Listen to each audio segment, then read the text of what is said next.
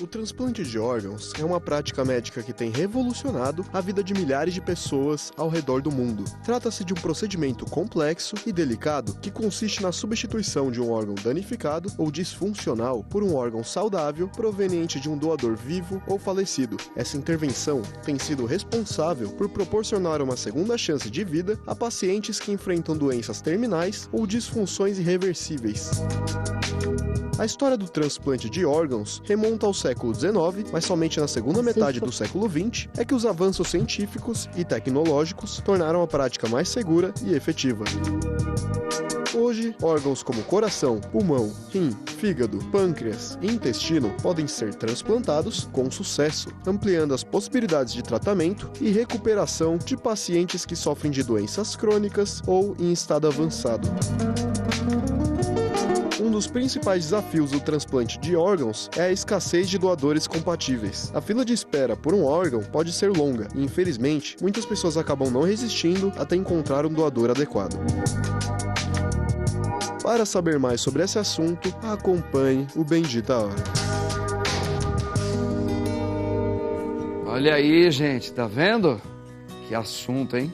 O que a medicina... A medicina é maravilhosa, a gente tem que louvar a Deus, como diz lá em Eclesiástico, porque nos deixou a ciência para que homens pudessem pensar em projetos, em meios para ajudar a promover a vida humana, não é?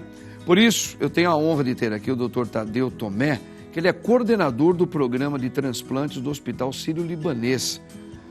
Tadeu Tomé, muito boa tarde, querido. Seja bem-vindo aqui ao nosso Bendita Hora. Boa tarde, padre. Boa tarde, telespectadores. É um prazer enorme estar aqui também. Que bacana. Ele está acompanhado aqui com duas pessoas. Vamos mostrar. Essa moça, quem que é, Tadeu, doutor? Essa é a Franca. A Franca? Essa trabalha também no Sírio-Libanês, é gerente dos projetos de transplantes lá. Olha que bacana. A mãe Deus dela. abençoe. E a mamãezinha dela que veio aqui hoje. Já deram parabéns pro padre. São muito gentis, né? São pessoas muito bonitinhas, lindas. Que Deus abençoe vocês, tá bom, querido? Muito bem. Posso chamar de doutor Tadeu? Fica à vontade. Tá. Doutor, a gente sempre ouviu falar do transplante. Alguns anos atrás, algumas poucas décadas, sempre houve, mas a gente sempre ouvia falar que os sucessos eram raros, né, os transplantes. Mas a medicina, ela veio dando galopes aí, com a profundidade nas duas últimas 3 décadas para cá. E a gente vê que hoje o transplante, ele está se tornando algo mais seguro. Ele está totalmente seguro ou ainda não? Ainda existe alguns riscos sobre o ato de fazer o transplante. Porque a gente sabe que a dificuldade, como foi bem colocado agora, é você conseguir um doador vivo ou falecido compatível à pessoa que necessita de um transplante, não é? Essa é a maior dificuldade ou também um pouco o transplante ainda é um pouco arriscado, doutor? Eu fiz uma pergunta difícil, hein? Mas é importante que o povo tenha esclarecimento, não é? Claro. Vamos lá. É um pouco de tudo o que o senhor mencionou. Tá. Realmente, o transplante, para começar, ele não é a cura de doenças que são terminais, doenças irreversíveis. Certo. O transplante de órgãos, na sua grande maioria, é uma forma de tratamento, exatamente porque eu tenho riscos do procedimento. Tá. Né? E ele está indicado só em algumas doenças onde tudo que podia ser tido feito do ponto de vista medicamentoso, de cirurgia, nada mais adiantou. Respondeu positivamente. Aí precisa trocar o órgão. Então não é qualquer insuficiência cardíaca que está indicado o transplante. Não é qualquer doença do fígado que está indicado o transplante. Entendi. Ele tem que estar aquela doença que já foi feito tudo pelo paciente e não tem mais outra forma de tratamento, aí vai para a troca do órgão por conta das complicações que o senhor mencionou. Sim. Então a gente pode ter complicações de rejeição, que são em menor número hoje. Que antigamente era o grande problema, o carro-chefe era a rejeição. Rejeição. Que é um órgão de uma outra pessoa. Exatamente. Com outro sistema, mas hoje a ciência conseguiu meio que equilibrar isso. A rejeição não é mais um problema. Não é mais um problema. Ele faz parte de algumas complicações, mas por quê, padre? Porque da década de 80 para cá, a indústria medicamentosa, a indústria farmacêutica, né, os medicamentos imunossupressores que foram criados, hoje consegue ter uma eficiência tão grande que não deixa rejeitar o órgão, mas também não deixa a pessoa vulnerável a infecções oportunistas. Então, dá aquele equilíbrio que lá atrás não se conseguia. O senhor mencionou da trajetória do transplante. Antigamente, até no século retrasado, existiam as ideias do transplante, mas foi na década de 60 o grande boom do transplante no mundo, onde grandes cirurgiões americanos, ingleses, provaram que, brasileiros inclusive, provaram que era possível você trocar o órgão, colocar o órgão de uma outra pessoa. Do ponto de vista cirúrgico, era possível fazer o transplante, mas a barreira foi exatamente a rejeição. Esses órgãos eram bem transplantados, eram bem operados, mas o paciente morria da rejeição. Então, na década de 80 para cá, com essa questão dos imunossupressores, isso deixou de ser um problema. Hoje, todo paciente até tem um pouco de rejeição, o que é bom. Significa que o corpo da pessoa está reagindo, ela está melhorando, e você ajusta a dosagem do remédio e não tem problema, né? O grande problema hoje, como o senhor bem mencionou, é a falta de doador de órgãos, que não tem órgão para todo mundo, né? E o acesso desses pacientes aos serviços de transplante, né? Então, a gente tem alguns problemas que eles são mais de ordem da sociedade, né, do que propriamente médico, né? Porque se eu tiver o órgão e tiver o paciente, já é um procedimento tranquilo de ser feito. Existe uma fila de espera de muitos casos de pessoas que esperam um transplante, né? O doutor já nos colocou aqui que é uma questão mais externa, de uma consciência, talvez, das famílias hoje, no mundo afora, em relação à necessidade, em muitos casos, de pessoas que precisam fazer um transplante. Precisam. Então, essa consciência, ela vem de fora. Olha que importante isso, gente. É mais de fora do que interna. Antigamente, a coisa era um pouco compatível, porque, como o doutor bem colocou, o doutor Tadeu, ainda havia muita rejeição, tinha alguns problemas, mas agora a ciência conseguiu equilibrar isso bem melhor. Só que agora a parte externa dessa consciência de que eu posso ser um doador futuro ou alguém da minha família que não está bem, mas tem um órgão legal que pode ajudar outro, isso está sendo um problema. Tanto é, doutor, que nós preparamos um VT aqui que vai falar um pouquinho sobre essa questão da fila mesmo, de quem espera numa ansiedade tremenda. Dá uma olhada nisso aí. O Brasil bateu um recorde e, infelizmente, não é para comemorar. Pela primeira vez desde 1998, a fila de transplante de órgãos chegou a 50 mil pessoas. Segundo a Associação Brasileira de Transplante de Órgãos, a grande maioria espera por um rim. Esse número já ultrapassa as 29 mil pessoas. Seguindo a lista de órgãos que são mais aguardados, temos córnea, fígado, coração e o pulmão. Para que os números voltem a subir, a Associação Brasileira de Transplantes alerta que precisam aumentar as autorizações de doações de órgãos. O Brasil enfrenta essa difícil situação na fila de transplantes e os pacientes aguardam ansiosamente pela sua chegada nessa grande fila de espera, para que assim possam ganhar um novo suspiro de vida. Doutor Tadeu, eu vou fazer uma pergunta para o senhor. Se o meu pensamento estiver errado, o senhor me corrija na frente de todo mundo aqui. A gente também tem uma demanda muito grande da necessidade de doar sangue. O sangue faz parte do meu corpo, ele é vida minha. Quando eu estou doando, eu posso estar salvando a vida de uma outra pessoa que está precisando de um sangue compatível ao meu. E muitas pessoas ainda nem tanto, mas tem essa consciência, vai no banco de sangue, vai lá e faz uma doação. E ajuda lá o banco de sangue para ajudar alguns hospitais, etc. Ponto. Esta consciência, ela é bem diminuída em relação a órgãos. O órgão ele não está correlacionado também como um sangue, é parte sua. Então, por exemplo, uma pessoa que eu sei que de repente alguém da minha família está morrendo, E eu sei que tem gente que o coração dele tá bom, por exemplo, mas ele está morrendo por outro motivo. Por que as pessoas hoje têm tanta dificuldade de permitir isso? É por um desconhecimento? É porque não gostaria de saber que uma outra pessoa vai ter uma parte dele, lembra do sangue, hein?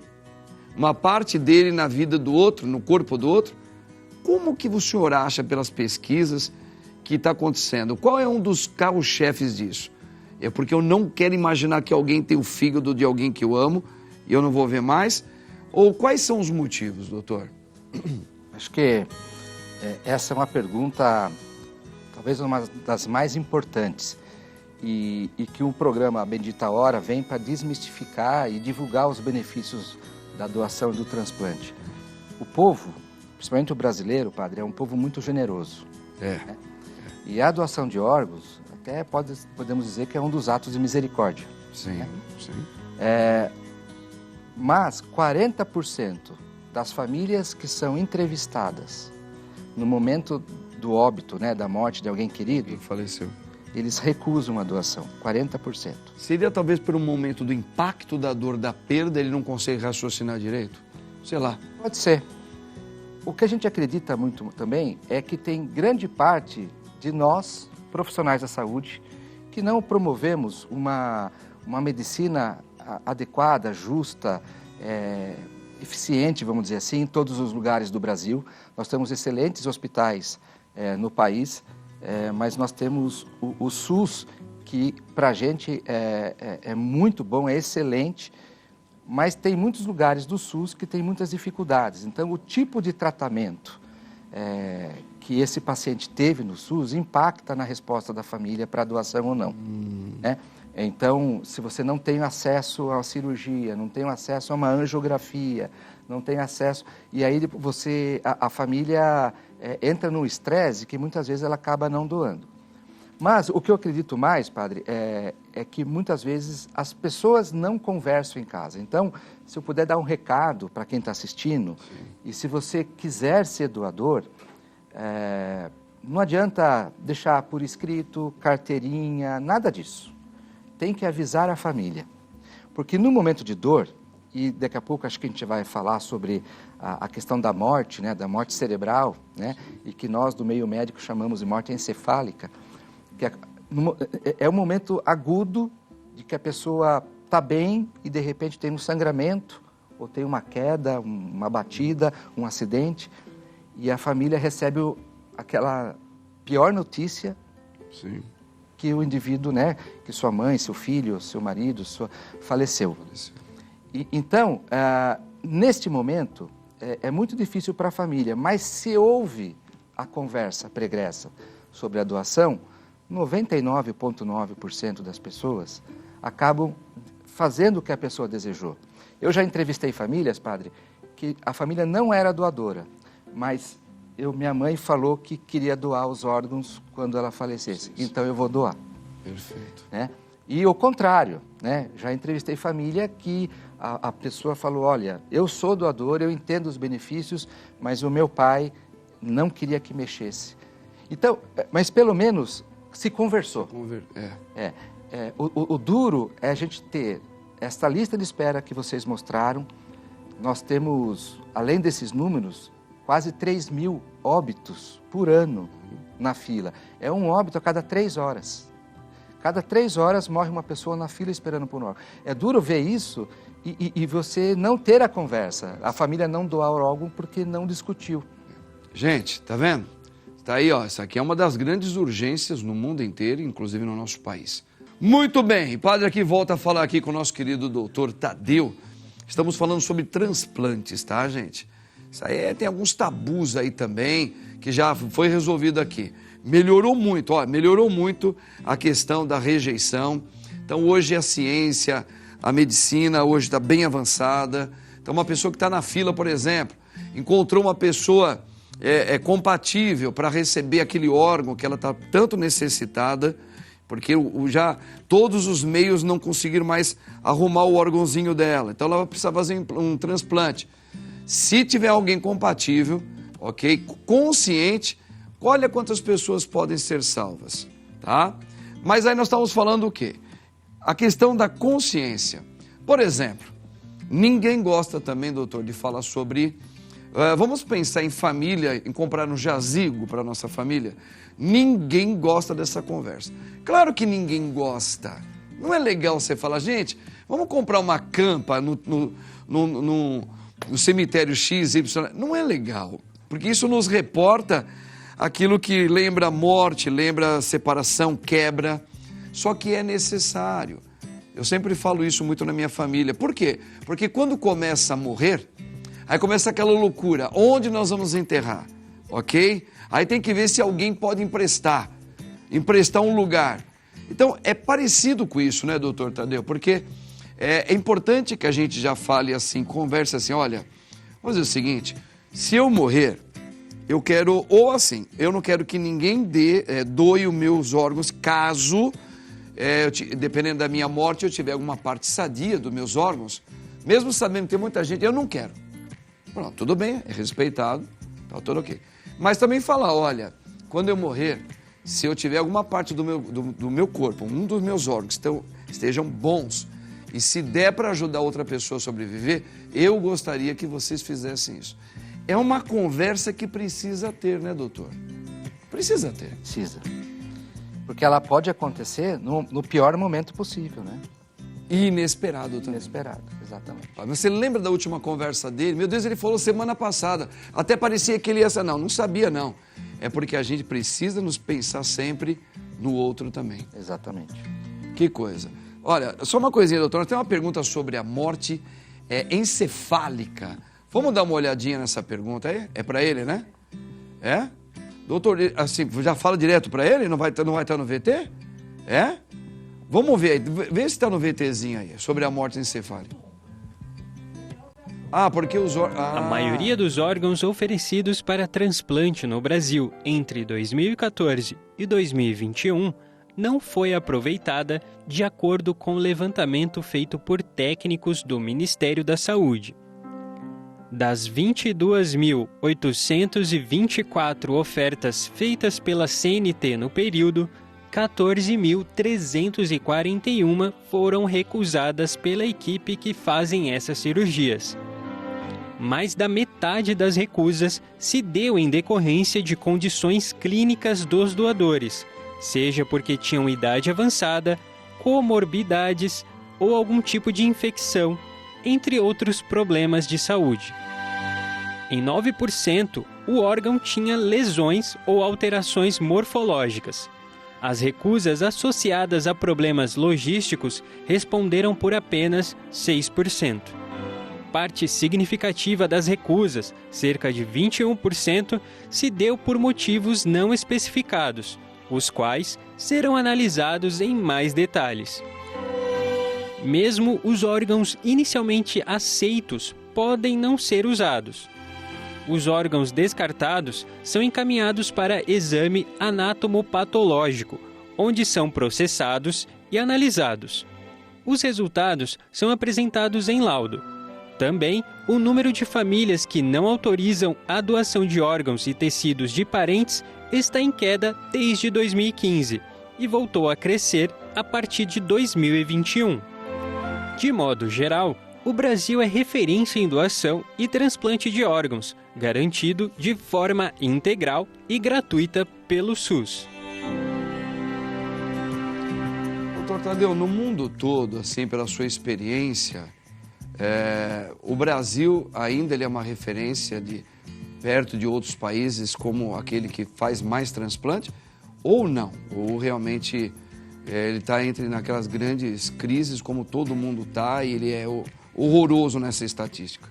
Não, o Brasil ele assume um protagonismo, ele é o segundo maior país do mundo, em números absolutos de transplantes. E o primeiro qual que é? Estados Unidos. Estados Unidos. A dimensão. Se nós também considerarmos os números relativos, ou seja, transplantes por milhão de população, aí nós caímos para a 34ª, 36ª posição. Tá. Agora, um detalhe importante, que o Brasil é referência mundial no tratamento público, no nosso SUS, Sim. tratamento público do transplante. Então, mais de 90% dos transplantes realizados são feitos pelo SUS. O governo, através de todas as suas iniciativas, isso é historicamente, assume esses transplantes. Os Estados Unidos, por exemplo, você não tem esse número de atendimentos gratuitos, né, pelo Sistema Único de Saúde deles lá. Então, isso faz com que o Brasil tenha um protagonismo. O Brasil, ele exporta, vamos dizer assim, essas tecnologias da vacinação, é um exemplo mundial, tratamento de tuberculose, tratamento anti-AIDS, né? E o transplante de órgãos. O transplante é o nosso modelo de estrutura de organização nacional, porque é um país continental, ele é dividido em centrais de transplante, ele é dividido em serviços que só trabalham com doação, outros só com transplante, a questão da fila única de espera, que não, a gente ouve muito boato, mas não tem como você passar na frente. O Ministério Público está em cima. Então, esse modelo, padre, é um modelo que realmente faz o Brasil, como vocês mostraram, referência mundial. Uma curiosidade, por exemplo, a gente viu aí que é uma pessoa que tem idade já avançada. Por exemplo, não adianta eu falar, estou com 80 e poucos anos de idade. Eu falo, quando eu morrer, se eu tiver com um órgão bom meu, eu quero que vocês doem. Mas ele tem 80 e poucos anos. Tudo bem, o coraçãozinho dele não tinha nenhuma doença, mas está velhinho, cansado. Então, isso pode ter uma rejeição. Mesmo que a pessoa queira, fazendo uma análise, vai colocar no corpo de uma pessoa mais nova, isso certamente poderá ter algum tipo de rejeição, uma incompatibilidade, doutor? Então, depende do órgão ou do tecido. Tem trabalhos na literatura publicados de órgãos de mais de 90 anos de idade, né? Um adulto saudável, né? Um idoso saudável, e ser transplantado em jovem sem nenhum problema. Ele pode viver a vida toda com aquele órgão. Fígado. O coração já não dá. O coração não dá. Dos problemas da coronária. A córnea também tem uma certa dificuldade pelo número de células que com o tempo vão diminuindo. E, o rim depende muito da função renal. Então, depende de cada órgão. Esse número que foi mostrado de recusas, vejam, não são de doações, porque uma mesma pessoa, quando morre, ela pode doar o coração, os 2 rins, o intestino, o fígado, o pâncreas, né, os pulmões. Então, cada oferta, dependendo do motivo do óbito, da morte cefálica do indivíduo, do motivo que condições que esse doador está na UTI, ele não pode ser doador. Por quê? Porque a gente visa a segurança do receptor. Então, a gente não pode levar um problema para o receptor maior do que ele já tem. Ele já está sofrendo. Do que ele já está sofrendo, exatamente. Que nem um sangue contaminado por alguma coisa, ele precisa, é compatível, mas o sangue daquele lá teve hepatite não sei o quê, teve não sei o que lá, você vai complicar a vida do cara. Exatamente. A mesma coisa. Uma outra curiosidade que eu acho que é muito importante. Digamos que a pessoa doe, leva para uma análise um órgão do seu ente querido. Mas esse órgão ele é rejeitado. O que é feito quando é rejeitado? É devidamente dado como um enterro feito ou usam quais outros meios é utilizado quando fala, olha, está descartado, infelizmente nos doou, nós fizemos uma análise, mas não vai servir nem para esse, nem para aquele, nem para aquele outro. Só que tirou o órgão da pessoa, do corpo da pessoa que faleceu. Para onde vai esses órgãos? Isso é uma curiosidade. Tem gente que fala, jogou fora o coração do meu filho, pelo menos enterrava lá junto com ele, de uma maneira digna. É uma questão só que... Não, o sistema ele é muito seguro. Então, esse órgão que foi doado, ele é um bem, um recurso, um bem escasso. Pertencente ao Estado. O Estado. Então, se ele for recusado por algum motivo, porque às vezes acontece de você retirar o órgão e ver que tem uma lesão, ele não está bom, então, para confirmar aquilo, ele vai para um laboratório de anatomia patológica, como se fosse qualquer pedaço de biópsia que você faz no centro cirúrgico. Entendi. Ele vai para a anatomia patológica e o médico que está lá, ele vai laudar, que são laboratórios credenciados às secretarias de Estado de Saúde, ele vai laudar esse órgão para confirmar aquela lesão que o médico viu e não podia transplantar. Certo. Então, assim, existe uma auditoria nisso, exatamente em respeito à família que doou, né, por segurança, questão legal, né, ética, e aí esse órgão ele é descartado, depois desse laudo, como qualquer outra peça cirúrgica. Ele é enterrado, só que não junto com o doador, porque às vezes estão em distâncias muito longas. Perfeito. Mas ele é enterrado como qualquer outra peça cirúrgica de um hospital que E a família certamente é notificada sobre isso. Exatamente, né? exatamente. Olha, gente, vem que bacana, é uma coisa muito bem organizada, não é feito assim, não. Muita gente tem aquelas coisas, vou doar, vai pegar, joga fora, porque... Não, não é assim. Você viu que o doutor Tadeu está explicando aqui, passo a passo, de como isso é muito bem organizado, é respeitado pela vida, tem que ter uma autorização, vai ficar uma pertença do Estado, o Estado tem todo um controle sobre isso. Então não é uma brincadeira, né? Então essa conscientização é que precisa ser mais trabalhada, né, doutor? E é isso que é legal a gente falar aqui, padre, e o benefício do seu programa para esse público, porque muitas pessoas acabam não doando pensando que meu órgão vai para o rico, não vai para o pobre, porque existe o tráfico de órgãos. Isso aí, o Ministério Público, ele está dentro da central de transplante. Perfeito. 100% dos transplantes que acontecem são auditados, então, e são rastreáveis. Os documentos da doação e do transplante, o mesmo doador, para onde foram os órgãos, eles são guardados aí por mais de 10, 15 anos, ou até muito mais, por conta da rastreabilidade, né? Não existe essa coisa das lendas urbanas que a gente escuta por aí, de tráfico, de crianças que sumiram, os órgãos foram para... Isso aí só atrapalha quem está na fila de espera. Perfeito. Né? Nós temos aí uma situação de fila longas de espera. Após a pandemia, esses números aí de recusas aumentaram por conta de que a gente não sabia se podia transplantar os órgãos com a pessoa com Covid, né, depois da pandemia. Então, os números despencaram, padre. Nós retroagimos 8, 10 anos. A nossa fila de espera era 20, 25 mil pessoas, está em 50 mil. Então, essas desinformações só atrapalham quem está na fila. Não tem nada a ver, né? Você pode, que nem eu tive 3 vezes o Covid, estou aqui, se caso eu estiver com meus órgãos, fiz check-up agora, está tudo bem. Mas se eu precisar, eu posso doar. Isso não vai mudar nada a vida de quem recebe. Ele vai ter Covid porque esse aqui já teve. Não. Você vê que ele acabou de dizer. É uma coisa muito... Está muito além do que a gente imagina. Gente, a ciência está bem avançada, algo muito seguro. Doutor, o nosso tempo terminou. Eu agradeço grandemente a sua presença aqui. Então, a partir de hoje, Barbá, você agora vai doar seus órgãos todinho. Só o seu coração que não, que o seu coração não é palmeirense. Se fosse palmeirense, você poderia doar para mim também.